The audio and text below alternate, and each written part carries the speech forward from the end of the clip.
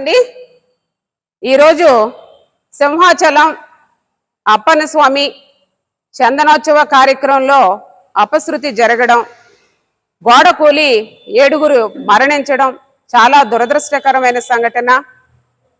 మరి ముందుగా వారి కుటుంబాలందరికీ కూడా వైఎస్ఆర్సీపీ పార్టీ తరఫున ప్రగాఢ సానుభూతిని తెలియజేసుకుంటా ఉన్నాము.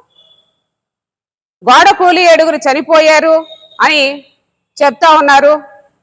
మరి గోడ కూలి వర్షం వల్లే గోడ కూలిపోతే సింహాచలంలో ఉన్న ఇళ్ల గోడలన్నీ ఎందుకు కూలిపోలేదు అని అడుగుతా ఉన్నాను. గోడ కట్టి 20 రోజులు అయిందని మీరే చెప్తున్నారు. ఇది అధికారుల వైఫల్యమా లేకపోతే ప్రభుత్వ వైఫల్యమా అని అడుగుతా ఉన్నాను. ఎందుకంటే అప్పన్న స్వామి చందనోత్సవ కార్యక్రమం అన్ని ఉత్సవాల్లో కంటే కూడా అతి ప్రాముఖ్యత కలిగిన ఉత్సవం అని అందరికీ తెలిసిన విషయమే. అలాంటప్పుడు భక్తులందరూ ఎక్కువగా వస్తూ ఉంటారు. వాళ్ళకి కనీస సౌకర్యాలు కల్పించవలసిన బాధ్యత అధికారుల పైన ప్రభుత్వం పైన లేదా అని అడుగుతా ఉన్నాను. అంటే మరి గోడ కూలి 7 చనిపోయారని మీరే చెప్తా ఉన్నారు.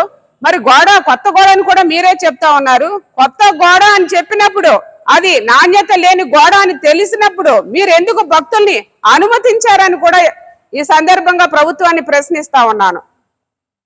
అంటే డిజాస్టర్ మేనేజ్మెంట్ ఎక్కడికి పోయింది? అధికారుల నిర్వహణ ఎక్కడ ఏమైంది?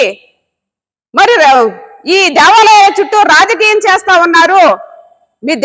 దీని మీద ఉన్న ఆసక్తి ప్రజల సౌకర్యాల మీద, దేవుడు భక్తులైన ప్రజల సౌకర్యాల మీద ఎందుకు ఆసక్తి చూపించట్లేదు అని అడుగుతా ఉన్నాను. ఈరోజు నాణ్యమైన గోడ కట్టకుండా నాసిరకం గోడ కట్టి ఎవరు ఆ కాంట్రాక్టర్ తీసుకున్న వ్యక్తి ఎవరు? దానికి సంబంధించిన బినామీ ఎవరు? మరి ఆ నాసిరకం గోడ అని తెలిసి ఏ విధంగా మరి అధికారులు అనుమతినిచ్చారు? వాళ్ళపైన మీరు ఎందుకు చర్యలు తీసుకోవట్లేదని ప్రభుత్వాన్ని ప్రశ్నిస్తా ఉన్నాను. తిరుపతిలో తొక్కిసలాట జరిగినప్పుడు అప్పుడు కనుక మీరు సరైన చర్యలు తీసుకుని ఉంటే ఇప్పుడు ఇలాంటి సంఘటనలు జరిగేవాయని ప్రశ్నిస్తున్నాను, జరుగుతాయా అని ప్రశ్నిస్తా ఉన్నాను.